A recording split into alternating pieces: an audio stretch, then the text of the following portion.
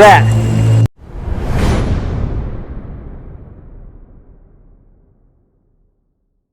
We spend a lot of time on that main creek or stream, but it's also worth exploring the hillside and the runoffs from the hill that feed that main creek or stream. Oftentimes, that's where some of the chunkier stuff is coming from, or even the source of your gold. So tomorrow, I want to check out a feeder stream and show you a little bit about what ravines and feeder streams can produce. So here we are at the bottom of that big ravine that's feeding the main stream. Typically, I don't like to start at the bottom. The material is usually bigger and better up higher. But that's a really long walk. I'm not gonna do that kind of distance today, especially with the leaves on the ground making it slippery. So I think right here is a good enough spot to start. So we'll check this spot out first. Go the distance. What was that? I didn't hear you. Go the distance. Oh, come on. Look at that place.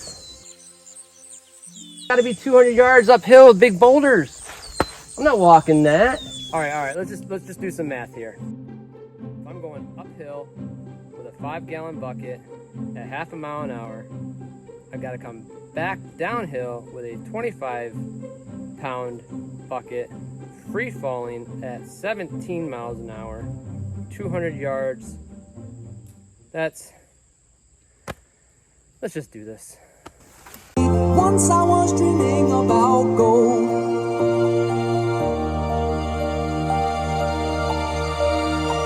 I knew about the mine of all the dangers against me.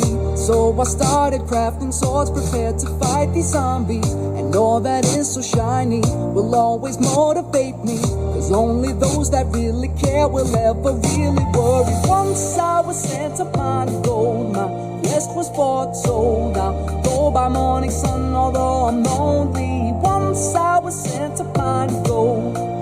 Now you can see as we're getting higher, those rocks really are getting bigger. And just by looking at the rocks I'm coming across, they're fossilized, and you can tell that this is glacier till. All right, so I think I've reached my final destination. I like what I see here. It's everything I'm looking for. It's got a spot where the two ravines kind of meet in the middle. We have erosion on each side of the hill, and we have what looks like to be a collection of large boulders right here.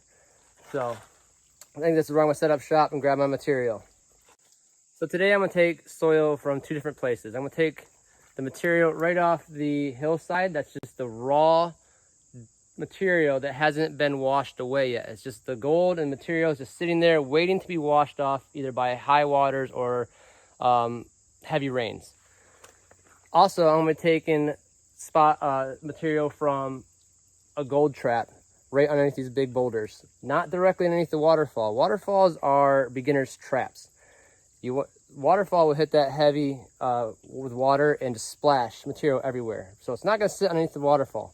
If anything, it's going to be up on the sides and possibly underneath the big boulder. So that's what I'm going to be looking for. Now the first one's going to be easy to get to, and I can find it right there. So I'm going to take a large sample right there. The second one, I'm looking for something very specific. I'm looking for a great big boulder where gold can concentrate right behind it. And I'm going to be very selective where I pick that spot. But let's take a look and see what we can find.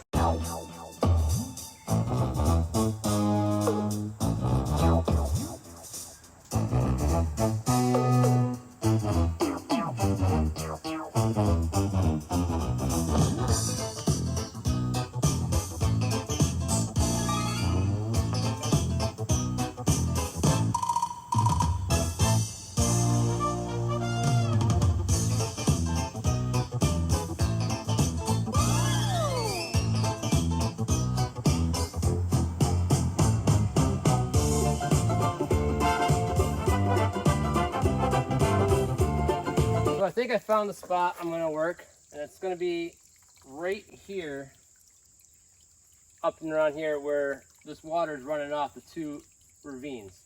Not right here. You can see where the water hits this really hard, clears out all the material, and splashes it up on the sides. So that's where I'm going to start working today. I'm going to avoid this spot and get up under here.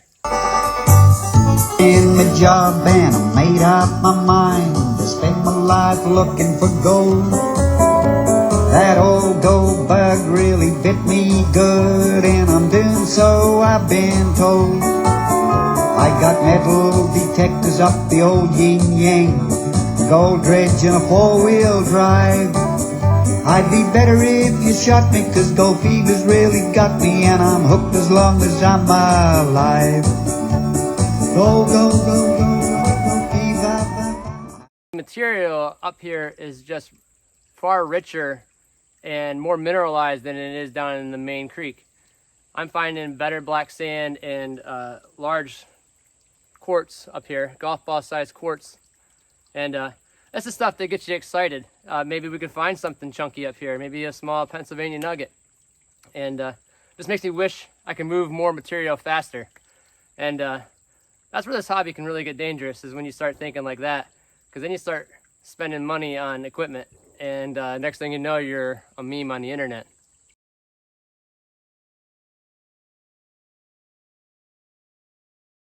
That's gonna do it for me. I got about all I can carry.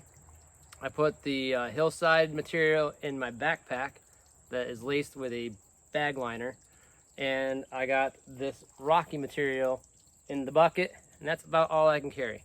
So this is definitely not a quantity hunt. This is more like a nugget hunt, and hopefully I find something nice and chunky.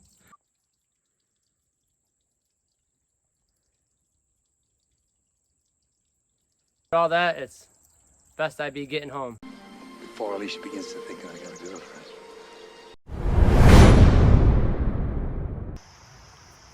So right here we have all that hillside dirt.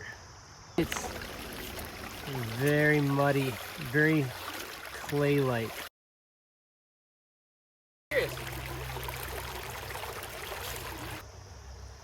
Here's what that looks like after being washed. Lots of mineralized rock. I picked out some of the quartz that's sitting on top of some of it. All right, so the cleanups are done, and this is what we ended up with.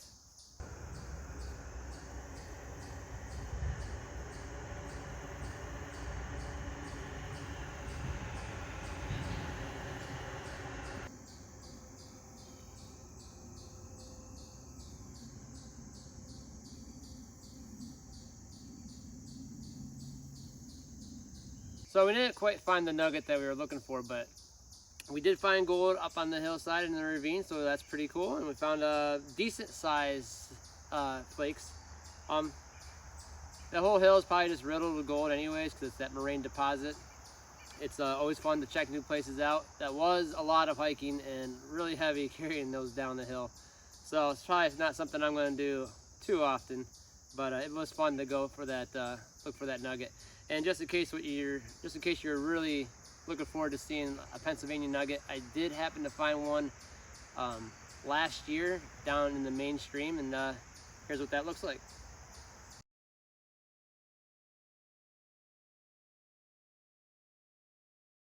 So that's about what a Pennsylvania nugget looks like. It was pretty cool to find in the pan, and hopefully I can find a bunch more. Anyways, thanks for watching.